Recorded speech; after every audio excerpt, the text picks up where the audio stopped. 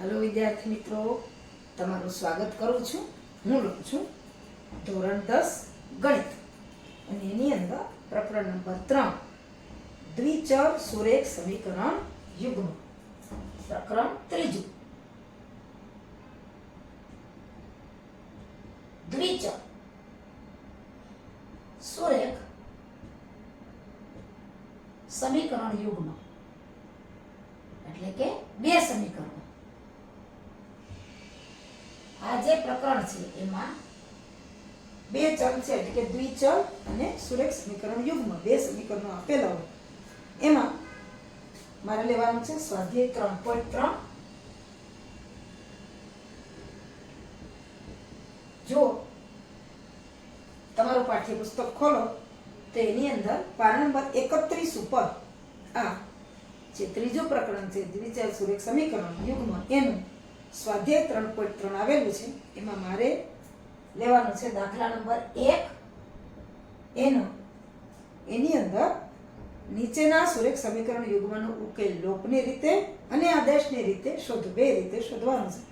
એમાં મારે કરવાનો છે પહેલા દાખલાનો પેટા વિભાગ ચોથો પેટા વિભાગ લોપની અને આદેશની બેની રીતે ઉકેલ શોધવાનો છે। જો x ના છેદમાં 2 વત્તા 2y ના છેદમાં 3 બરાબર ઓછા 1। બીજું સમીકરણ છે x ઓછા y ના છેદમાં 3 બરાબર 3। હવે આ સમીકરણો છે એ અપૂર્ણાંક છે। હું આપણે સુરેખ સમીકરણ યુગ્મ સ્વરૂપે ગોઠવી દઉં। અહીંયા પહેલું જે સમીકરણ છે કે x ના છેદમાં 2 વત્તા 2y ના છેદમાં 3 ઓછા 1, એમાં લઘુત્તમ સાધારણ અવયવ આવશે 6। 2 તેરી 6, 3 દુ 6, આના છેદમાં કાંઈ નથી એટલે 1 એટલે કે 6 એકું 6। 3x ને ગુણશે 2 છે, 2y ને ગુણશે અને 6 છે એ ઓછા 1 ને ગુણશે એટલે કે 3x વત્તા 2 દુ 4y બરાબર ઓછા 1 ગુણ્યા 6 એટલે 6 એકું 6, સમીકરણ 1। હવે બીજું સમીકરણ છે આપણે x ઓછા y ના છેદમાં 3 બરાબર 3। હવે આમાં લઘુત્તમ સાધારણ અવયવ 3 છે, 3 ગુણ્યા 3 એટલે 3x ઓછા y અને 3 તેરી 9, સમીકરણ 2। હવે આ જે બે સમીકરણ મળ્યા છે સૌથી પહેલા લોપની રીતથી એનો ઉકેલ શોધીએ। આપણે સમીકરણ ફરીથી લખીએ અહીંયા કે 3x વત્તા 4y ઓછા 6, સમીકરણ 1। પછી 3x ઓછા y બરાબર 9, સમીકરણ 2। સૌથી પહેલા લઈએ આપણે લોપની રીત।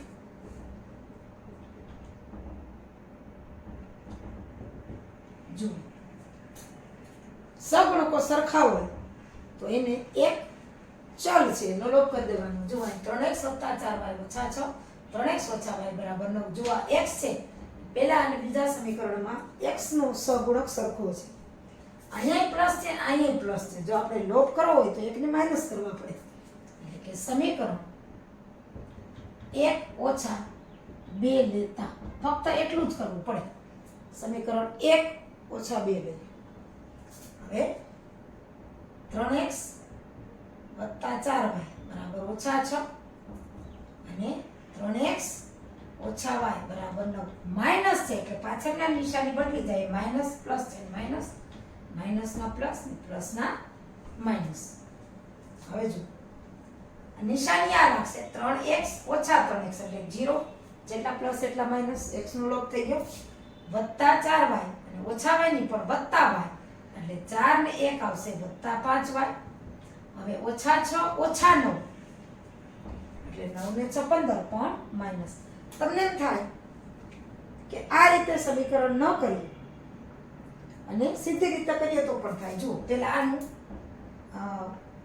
5y બરાબર ઓછા 15 તો y બરાબર ઓછા 15 ના છેદમાં 5 એટલે 5 તેરી 15 તો y બરાબર ઓછા 3। હવે જુઓ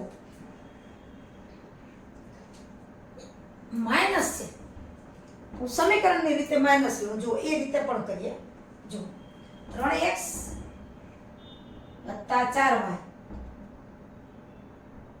તો ઓછા આ 3x ઓછા y બરાબર ઓછા 6 ઓછા 9.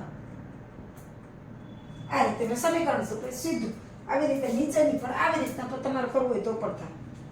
તો અહીંયા 3x કૌંસ છોડો વત્તા 4y ઓછા 3x અને ઓછે ઓછે વત્તા y બરાબર ઓછા 6 અને ઓછા 9. તો જુઓ 3x ઓછા 3x એટલે નીકળી જશે 4y વત્તા y એટલે 5y અને ઓછા 6 ઓછા 9 એટલે 9 ને 6 15 આવી ગયા. આ રીતે પણ થઈ શકે એટલે કે y બરાબર ઓછા 15 ના છેદમાં 5 બરાબર ઓછા 3. તેથી y બરાબર ઓછા 3. આ રીતે આપણે કઈ રીતે થાય. હવે આ જે y ની કિંમત છે કોઈ પણ એક સમીકરણમાં મૂકીએ એટલે આપણને x ની કિંમત મળી જશે. આ રીતે જે બતાવી છે એ રીતે આપણે વધારાનું કામ કર્યું છે એટલે કે આ રીતે પણ દાખલો ગણી શકાય. હું આ એક પદની નીચે એક પદ મૂકું છું. આ રીતે પણ તમે દાખલો કરી શકો અને બાદબાકી કે સરવાળો કરી શકો. આપણે જે y ની કિંમત મેળવી એ કોઈ પણ એક સમીકરણમાં મૂકીએ અને x ની કિંમત લઈ લઈએ. આપણે લીધા y બરાબર ઓછા 3. હવે આ y ની કિંમત કોઈ પણ એક સમીકરણ 2 માં મૂકતા બીજું સમીકરણ શું છે તો કે 3x ઓછા y બરાબર 9 માં y બરાબર ઓછા 3 લેતા તેમાં આપણે y ની કિંમત મૂકીએ એટલે આપણને x ની કિંમત મળી જશે. જે આ y હશે ત્યાં ઓછા 3 3x ઓછા આ ઓછા ને આ ઓછા 3 બરાબર 9. તો 3x ઓછા ગુણ્યા ઓછા એટલે વત્તા 3 બરાબર 9.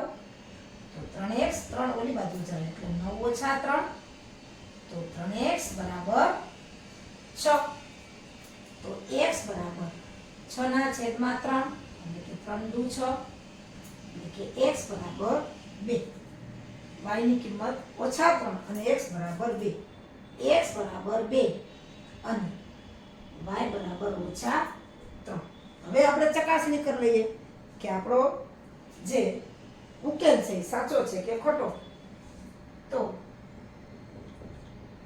ચકાસણી સમીકરણ શું હતું તો કે x ના છેદમાં 2 વત્તા 2y ના છેદમાં 3 બરાબર ઓછા 1 માં x અને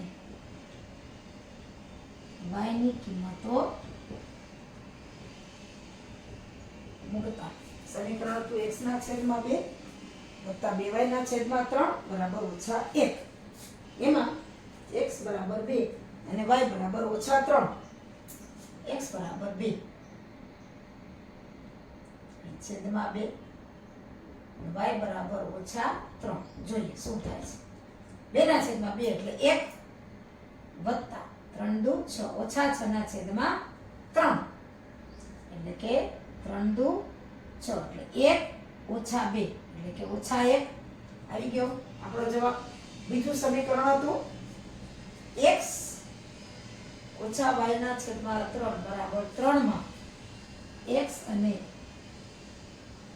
y ની કિંમત મૂકતા x ઓછા y ના છેદમાં 3 બરાબર 3 એમાં x બરાબર 2 અને y બરાબર ઓછા 3 લઈએ.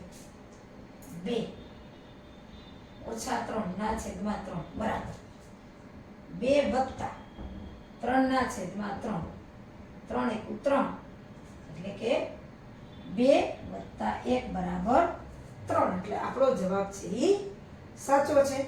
એટલે કે ઉકેલ x બરાબર 2 અને y બરાબર ઓછા 3. હવે આ જ સમીકરણો છે એનો ઉકેલ આપણે આદેશની રીતથી શોધવાનો છે. એટલે કે આદેશની રીત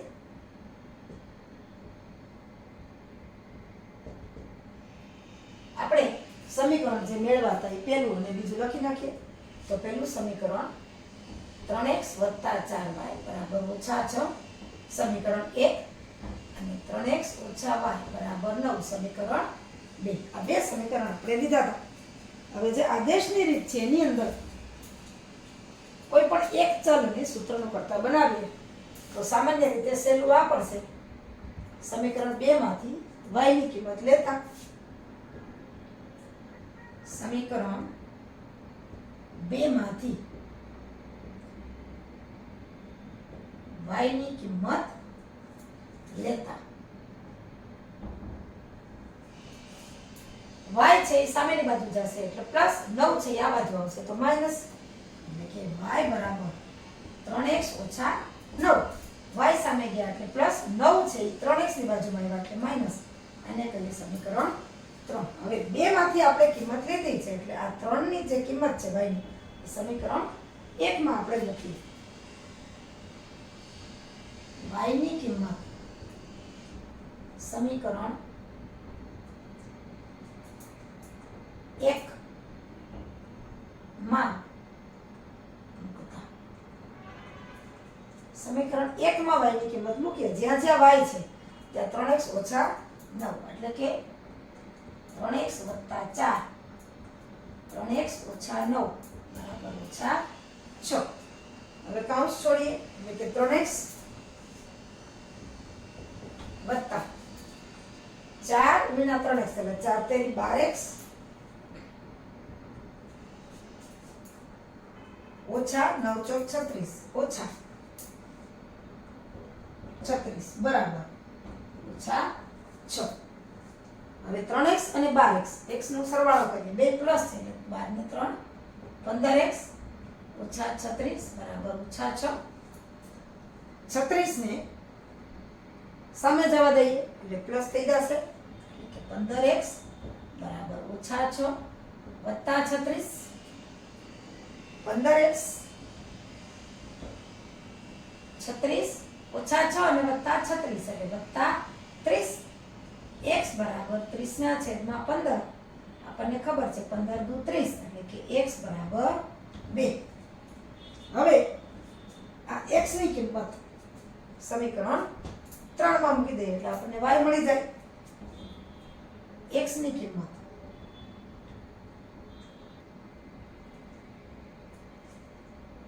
સમીકરણ 3 માં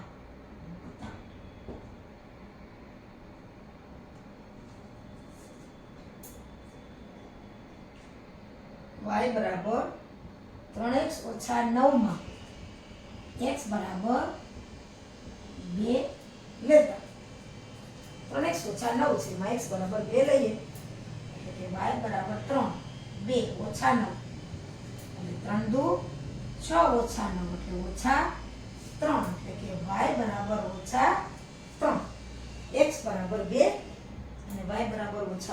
આપણે જે લોકની રીતે ઉકેલ શોધ્યો હતો એ જ છે એટલે કે આપેલ